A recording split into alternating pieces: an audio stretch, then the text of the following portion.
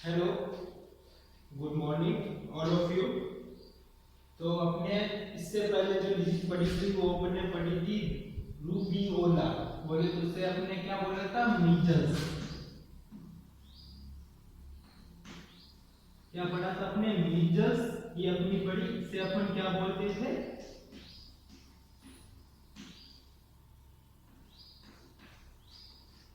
Rubeola बोलते थे, rubeola. Next अपन disease पढ़ेंगे रूबेला। कौन सी डिजीज? रूबेला। इसको अपन क्या बोलते हैं?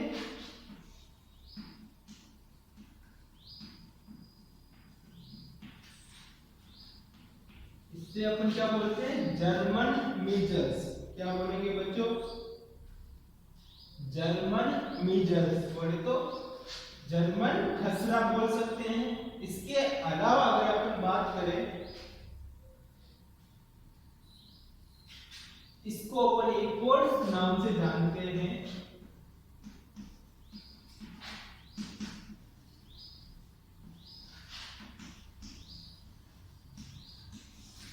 क्या नाम है बच्चों?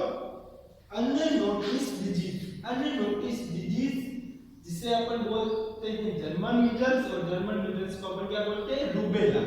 अननोटिस्ड डिजीज का मतलब क्या होता है? जब ये डिजीज होती है तब इसका जो अपन बात करते हैं ये बहुत ही कम समय में अपन को हो जाती है, ठीक है ना?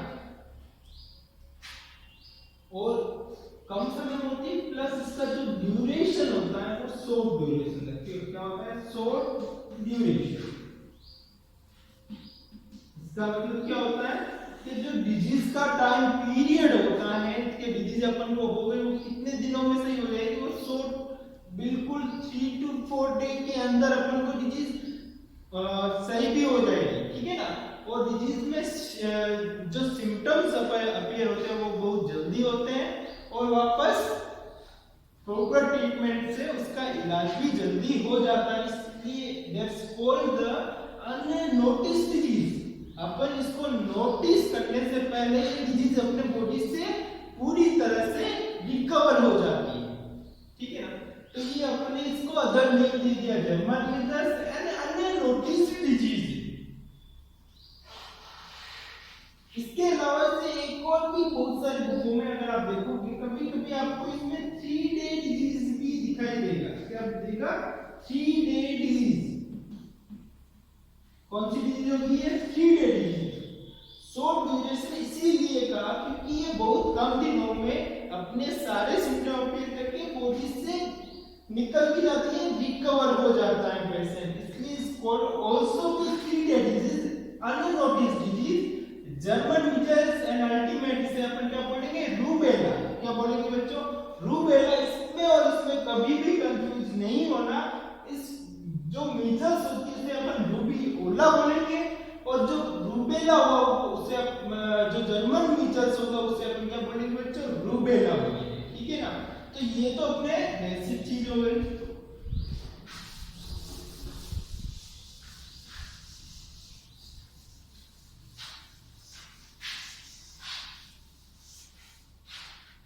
नेक्स्ट अपन बात करें जो रूबेला होती है, रूबेला डिजीज होती है, वो मेनली 3 to 10 ईयर बच्चे को सबसे ज्यादा होती है। कौन से बच्चे को? 3 to 10 ईयर। बोले तो एडल्ट,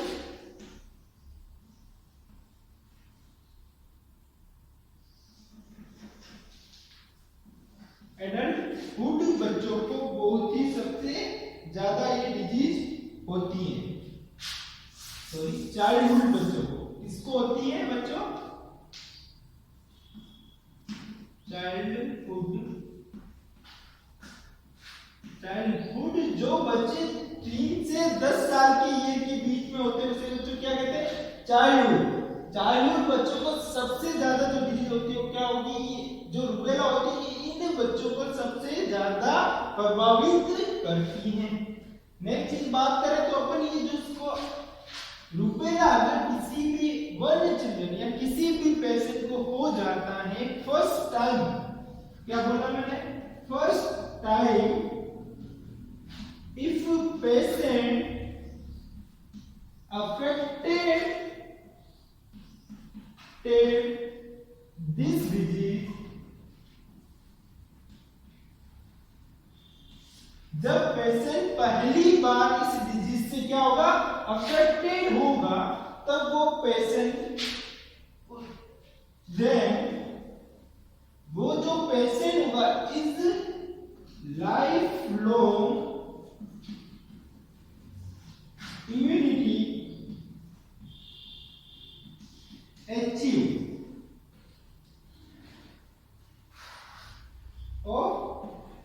रूबेला।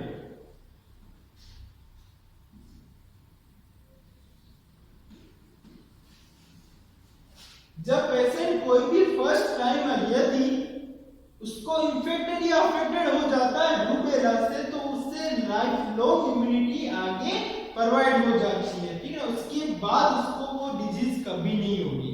इस कोड है जिसे अपन क्या बोलते हैं, लाइफ लॉन्ग इम्यूनिटी।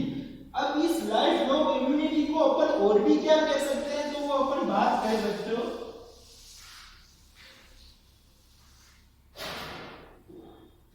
इससे अपन जो ये लाइफ लॉन्ग इम्यूनिटी होती है बच्चों, इससे अपन क्या बोलते हैं, NAAI। क्या होता है NAAI?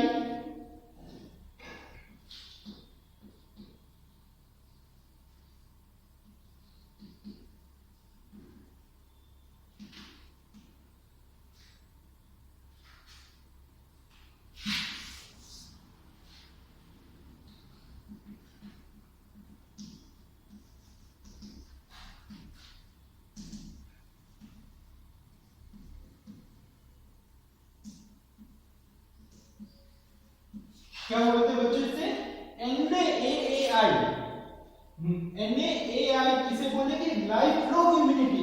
जिस पेशेंट को एक बार रूबेला होता है तो उससे फिर फ्यूचर में उस बच्चे को लाइफ लॉन्ग इम्यूनिटी किसके प्रति मिलती है, तो रूबेला के प्रति। क्यों? क्योंकि इसी का इन्फेक्शन हुआ। अब जो ये लाइफ लॉन्ग इम्यूनिटी किस प्रकार की इम्यूनिटी होती है, तो अपन बात करेंगे इस कॉलेज, ये NAAI प्रकार की इम्यूनिटी होती है। और व्हाट इज द NAAI? तो NAAI की फुल फॉर्म क्या होती है, नेचुरल एक्टिव एक्वायर्ड इम्यूनिटी। क्या होती है बच्चों, नेचुरल एक्टिव एक्वायर्ड इम्यूनिटी। अब बच्चों इसका क्या मतलब होता है, आपने बता दिया कि ये इम्यूनिटी होती है, अब इसका क्या मतलब होता है,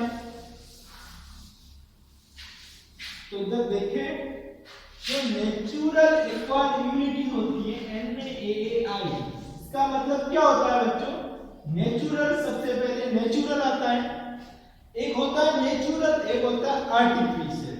नेचुरल मतलब प्रकृति से जो अपने प्राप्त होता है, ठीक है। तो अपने नेचुरल का मतलब समझ चुके हैं कि अपन को बाय द प्रकृति के द्वारा प्राप्त होती है, किसी भी प्रकार की आर्टिफिशियल या ह्यूमन डिस्कवरी नहीं होती है। इसके अंदर अपन को सबसे पहले क्या हुआ, ये नेचुरल है, बाय एनवायरनमेंट में जो किसी भी पेशेंट के बॉडी में एंटर हुआ, ठीक है। एंटर होने के बाद फिर क्या करेगा, एक्टिव। अब बात करते हैं एक्टिव का मतलब क्या होता है। जब बॉडी में किसी प्रकार का कोई भी रूबेला का बैक्टीरिया अंदर गया, तो अपनी बॉडी उसके प्रति क्या बनाएगी, उसको किल करने के लिए एक प्रकार की एंटीबॉडी बनाएगी, और वो एंटीबॉडी उस रूबेला वायरस को क्या कर देगा, किल कर देती है। अब किल करने के बाद में जब वो बॉडी से पूरी तरह से एलिमिनेट हो जाता है, बाहर निकल जाता है, जब पेशेंट रिकवर हो जाता है, अब जो वो एंटीबॉडी बनी हुई होती है वो किसने बनाई, वो उस पेशेंट के बॉडी ने बनाई, ठीक है ना। तो अपन बोलते हैं उसे एक्टिव। क्या बोलेंगे उसे, एक्टिव। एक्टिव इसलिए बोलते हैं क्योंकि वो उस एंटीबॉडी ने अपनी बॉडी ने खुद ने बनवाई है, मेहनत करके, ठीक है ना बच्चों। एक होता है पैसिव। पैसिव मतलब बाहर लेबोरेटरी में एंटीबॉडी बनाई जाती है, ठीक है ना, तो उससे बोलते हैं पैसिव। एक्टिव का मतलब बॉडी में खुद ने बनाई। नेक्स्ट होता है एक्वायर्ड, ठीक है ना। एक्वायर्ड का मतलब क्या होता है बच्चों, जब कोई भी एंटीबॉडी अपने बॉडी में जाने के बाद में जब अपनी बॉडी उस एंटीजन के खिलाफ एंटीबॉडी बनती है, तो उससे अपन क्या बोलते हैं, नेचुरल एक्टिव एक्वायर्ड इम्यूनिटी। अब एक्वायर्ड का मतलब इसमें क्या होगा, इसमें एक्वायर्ड का मतलब ये अपन को प्राप्त हुई है, ना कि अपने इसको दिया है। एक अपन जब वैक्सीनेशन देते हैं तो वो अलग होता है, कारण से, ठीक है ना, अपन ने वायरस को नहीं डाला था, वो किसी कारणवश चला गया, तो इस कोड उसे अपन क्या कहते हैं, एक्वायर्ड, ठीक है। तो इस disease code is the natural active acquired immunity, is called as life long immunity को अपन बोलते हैं। नेक्स्ट अपन यही चीज जब इम्यूनिटी पढ़ेंगे या जब आपको इम्यूनिटी पढ़ाई होगी तब आपको समझ में आ गया होगा। नेक्स्ट बात करते हैं इसका पॉजिटिव एजेंट। तो इसका बच्चों पॉजिटिव एजेंट क्या होता है, रूबेला टोगा वायरस। क्या होता है, rubella toga virus is the positive agent of the rubella. Next बच्चों अपन बात करते हैं इसका मोड ऑफ ट्रांसमिशन क्या होगा। तो एमओटी की बात करें, इस disease is the respiratory affected disease, मतलब ये डिजीज जो रेस्पिरेटरी को मेनली अफेक्ट करती है, उसकी म्यूकोसा को अफेक्ट करती है, उसकी ब्रोंकियल्स मेम्ब्रेन जो इनर लेयर होती है उसको अफेक्ट करती है, ठीक है ना। तो ये रेस्पिरेटरी अफेक्टेड डिजीज होती है, जिसके कारण रेस्पिरेटरी ट्रैक्ट से जितने भी अपन को यदि स्नीजिंग कफिंग होती है तो उससे जो भी ड्रॉपलेट निकलते हैं उसके द्वारा क्या हो सकता है, ट्रांसमिशन हो जाता है, जिससे अपन ने पढ़ चुके हैं, उसे अपन क्या बोलते हैं, डायरेक्ट में क्या होगा, ड्रॉपलेट। नेक्स्ट बच्चों इसका इंक्यूबेशन पीरियड की बात करें तो इंक्यूबेशन पीरियड जो होता है वो 14 टू 21 डे का होता है। कितना होता है बच्चों, 14 से 21 दिन। 14 से 21 दिन का इसका इंक्यूबेशन पीरियड होता है। मतलब क्या होता है कि जब कोई भी एंटीजन बॉडी में एंटर करने के बाद 14 से 21 दिन बाद फर्स्ट सिम्टम अपीयर करता है, ठीक है ना, फर्स्ट सिम्टम, तो उससे पहले से लेके जब एंटर करते हैं उसके तो अपन इंक्यूबेशन पीरियड बोलते हैं। और इससे अपन ने क्या बोला, शॉर्ट ड्यूरेशन डिजीज भी बोला था। इसका मतलब क्या है, डिजीज अंडर 3 to 4 डे के अंदर ये पेशेंट क्या हो जाएगा, इसमें रिकवर हो जाएगा।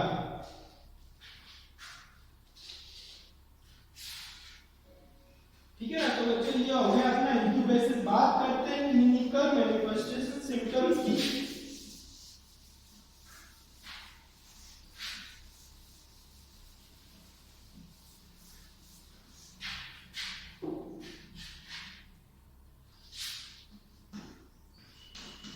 तो बच्चों इसके अंदर रूबेला के अंदर जब भी कोई डिजीज होती है तो उस पेशेंट को सबसे पहले जो फर्स्ट सिम्टम आएगा, फर्स्ट सिम्टम जो उस पेशेंट को आएगा वो कौन सा होगा, तो बात करेंगे उससे होगा कोरयाजा।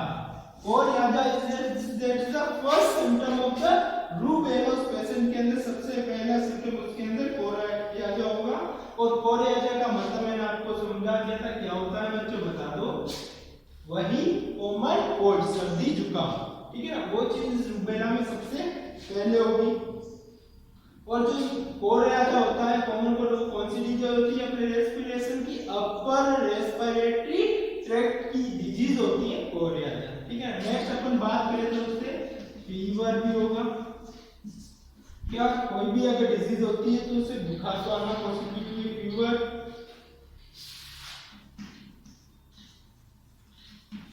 बॉडी में पेन रहेगा, पूरी बॉडी में यदि रेसेस हो जाते हैं जब बॉडी पूरी के अंदर, तब उसमें बॉडी में पेन भी रहेगा, सोर थ्रोट।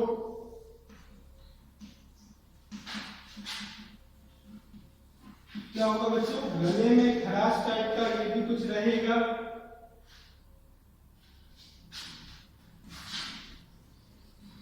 रेसेस होंगे।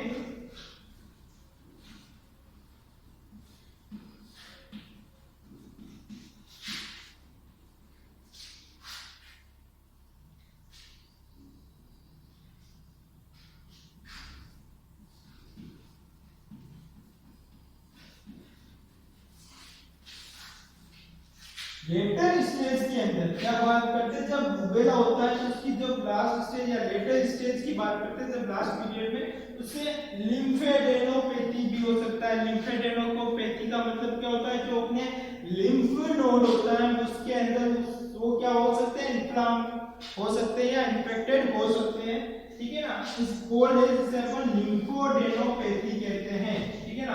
अब ये जो होते हैं रूबेला का एक कॉमन सिम्टम्स होते हैं, जिसमें अपने बात की सबसे पहला सिम्टम कौन सा होगा, कोरिया होगा, फिर उससे फीवर भी होगा, बॉडी एक भी हो सकता है, सोर थ्रोट और लेटेस्ट में लिम्फोडेनोपैथी। अब अपन बात करते हैं रेसेस की, तो इसके अंदर रेसेस की बात करें तो रेसेस का मतलब क्या होगा, इसके अंदर भी रूबेला के अंदर भी मीजल्स जैसे या रूबियोला जैसे भी सिम्टम रेसेस होते हैं, सेम उसी तरह होते हैं, मगर उसकी क्या होती है, इसकी जो सीवियरिटी होती है या इसकी जो सीवियरिटी जो होती है वो क्या होती है, उसकी तुलना में कम होती है। इसलिए इससे अपन एक और आपको नाम बता देता हूं, इससे अपन लिटिल रेड स्पॉट भी कहते हैं। क्या होगा इसमें, लिटिल रेड स्पॉट, जो इसके अंदर रेसेस होंगे वो लिटिल रेड मतलब कम लाल कलर के अपन को स्पॉट दिखाई देंगे। और ये जो स्पॉट होते हैं उसी तरह से सबसे पहले अपने बॉडी में जो होते हैं वो फेस पे, फिर नेक पे, ठीक है ना, बैक ऑफ ईयर,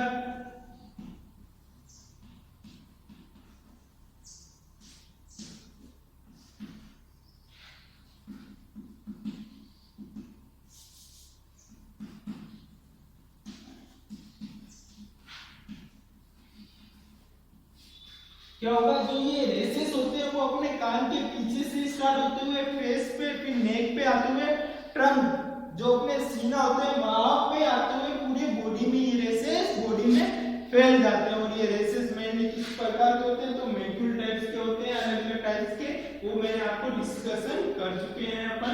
तो ये इसकी अपने बात की जो रेसेस होते हैं वो कहां पे, वही उसी तरह से मगर कम सीवियरिटी, ठीक है ना, सीवियरिटी इसकी क्या होगी, कम होगी, रेड कलर कम होंगे, जो रेसेस होते हैं वो संख्या में भी कम होंगे, तो उससे अपन क्या बोलेंगे, रूबेला बोलते हैं। रूबेला का पॉजिटिव एजेंट मैंने आपको बताया रूबेला टोगा वायरस होता है, जबकि मीजल्स का आपने जो बात की थी मीजल्स की, तो उस मीजल्स का जो पॉजिटिव एजेंट अपने क्या बोला था, आरएनए पैरामिक्सोवायरस। क्या होता है मीजल्स का, आरएनए पैरामिक्सोवायरस।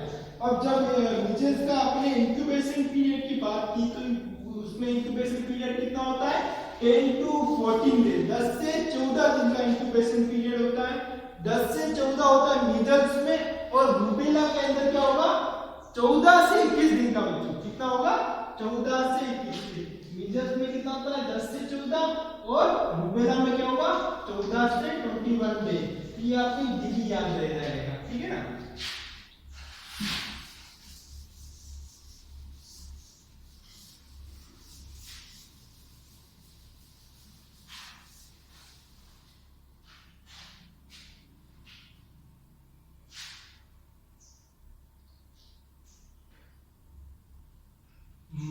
नेक्स्ट अपन बात करते हैं इसका मैनेजमेंट। तो मैनेजमेंट की बात करें तो वही जो अपन बात करते हैं बेसिक रेस्ट उसको प्रोवाइड करनी है, न्यूट्रिशन अच्छा देना है, साइकोलॉजिकल सपोर्ट जो भी होता है बेस्ट उसको प्रोवाइड करना होता है। बाकी इस डिजीज को प्रिवेंट करने के लिए अपन क्या देते हैं, इम्यूनाइजेशन, नेशनल इम्यूनाइजेशन शेड्यूल के अनुसार बच्चे को जब भी बच्चा जन्म लेता है इसके 9th मंथ में, कौन सा 9th मंथ में अपन इसका क्या देते हैं, एमएमआर का क्या देते हैं, वैक्सीन देते हैं। एमएमआर का वैक्सीन जिसकी डोज कितनी होती है, 0.5 ml होती है। और कहां पे देते हैं, एससी अपन सबक्यूटेनियस, इसको अपन क्या देते हैं, ये जो वैक्सीन होता है जिससे अपन इसको देते हैं, ठीक है ना। अब बात करते हैं यदि कोई एडल्ट जिसने पहले वैक्सीन नहीं लिया तो एक प्रकार का वैक्सीन का नाम आता है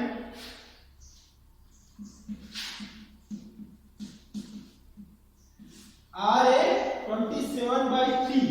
ये एक प्रकार का वैक्सीन होता है जो रूबेला के लिए होता है। ये अगर जो किसी ने चाइल्ड बच्चे बर्थ के बाद जिसने ये वैक्सीन नहीं लिया नेशनल इम्यूनाइजेशन शेड्यूल के अकॉर्डिंग, या उसके अंदर इम्यूनिटी बहुत ज्यादा कम है तो